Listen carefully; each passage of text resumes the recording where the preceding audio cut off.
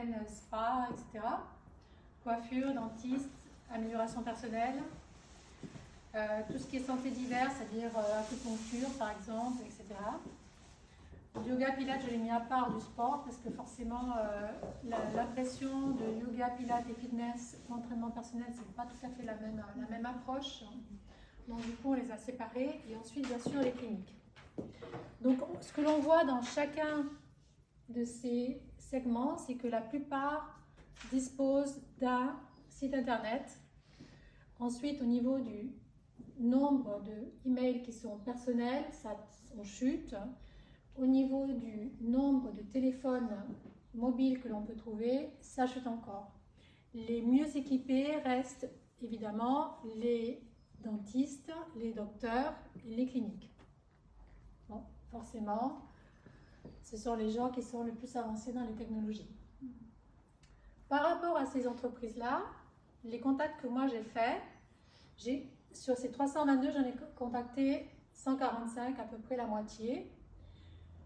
Pour parler à un responsable, à chaque fois que je les ai appelés sur leur ligne fixe, voire lorsque je les ai contactés par email, il m'a fallu presque 3 appels pour parler au responsable et proposer de parler de la digitalisation online.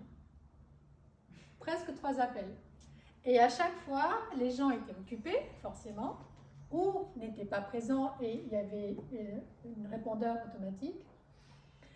Et la durée moyenne des appels, lorsque j'arrivais à voir la personne, il me disait « j'ai pas le temps parce que je suis à mon salon, à mon studio, j'ai un rendez-vous, etc. » C'était difficile de parler. Donc voilà ce que nous avons aujourd'hui, ce que nous avons fait entre fin janvier et fin mars. Voilà les chiffres que nous avons donnés. Et où c'est que nous allons ? Eh bien, si nous regardons une étude de McKinsey et compagnie, donc McKinsey, c'est une société de consulting dans la stratégie digitale, dans la stratégie en particulier dans toutes les entreprises, société qui a plus de 100 ans d'existence, pratiquement 100 ans. Elle a été fondée en 1926. 30 000 consultants qui sont triés sur le volet, ce sont des gens de Harvard, etc. Donc ça, les données que je vous montre aujourd'hui, ce sont des données qui ont moins de 3 mois. Qu'est-ce qu'on nous dit ? On nous dit que l'intention des achats online post-Covid augmente entre 30 et 50% pour tout ce qui est des produits à la personne. Dans tout ce qui est produits de peau et maquillage, entre 15 et 30%. Donc là, sur les pays France, Allemagne, donc des pays assez proches de notre culture, de la Suisse. Et en matière de wellness et de fitness, pareil, une augmentation de la consommation du booking online entre 15 et 30%. Là, tout de suite. Ça, ce sont les chiffres qui sont donnés maintenant.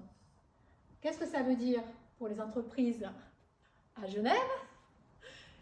Ça veut dire que si on n'arrive pas à vous trouver online ou à réserver online, potentiellement par rapport aux clients existants et à la tendance du marché qui va en augmentant vers la consommation de services et l'achat online, plus 30%, ça veut dire que votre base de clients baisse. Parce que s'ils ne vous trouvent pas vous, ils vont trouver quelqu'un d'autre, forcément.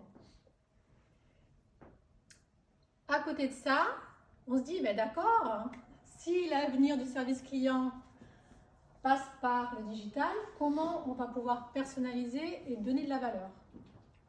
Alors oui, d'accord, on doit numériser. Qu'est-ce que ça veut dire ? Donc toujours, sur les 2 études, la McKinsey, il y en avait d'autres, j'en ai lu aussi sur l'état des lieux en France, où en 2018, l'État français a décidé qu'une commission nationale serait lancée pour aider les très petites entreprises qui sont digitalisées à 37% seulement. Aujourd'hui, ce chiffre a monté à plus de 50%, mais en général, la France, comme la Suisse, est à la traîne en matière de digitalisation des services. Donc, il y a un effort à faire. En France, par exemple, les très petites entreprises, jusqu'à 30 juin 2021, vont recevoir un crédit de 500 € si elles décident de mettre un site web ou si elles décident de faire cet effort de digitalisation. Quand on parle de digitalisation, c'est toutes les présences online. Site internet, Instagram, se former pour faire une plateforme, quelque chose sur Facebook, etc. Donc, si l'on prend ces études aujourd'hui de McKinsey, mais le même type de conclusion avec le même type d'études, comme PwC, PricewaterhouseCoopers, comme Capgemini, une entreprise que je connais bien. Donc, quel est l'avenir de la digitalisation? Numériser les espaces physiques. Qu'est-ce que ça veut dire? Ça veut dire que si aujourd'hui vous entrez quelque part, demain vous allez entrer quelque part et vous allez pouvoir scanner avec votre téléphone ce que vous voulez. Vous allez avoir un assistant digital qui va vous dire, ben, tiens, ça, ce produit coûte tant, ce service il vaut tant, et dans ce magasin je peux avoir tel et tel service. Donc on va digitaliser l'espace où l'on est. La deuxième tendance, forcément, c'est tout ce qui est empathie et sentiment de confiance. Si on est online, construire de l'empathie, c'est un peu compliqué avec une machine. Et un sentiment de confiance, la même chose. Qu'est-ce qui va nous aider? La création de communautés.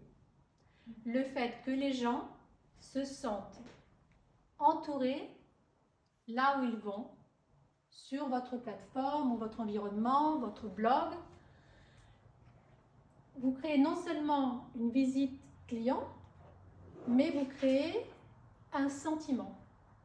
Ce sentiment de confiance va se retrouver autour de qui? Va regrouper qui? Le même type de personnes. Donc vous allez créer quoi? Vous allez créer ce que l'on appelle des écosystèmes. Avec la tendance qui maintenant s'appelle, c'est le nouvel acronyme à la mode, c'est Customer Data Platform.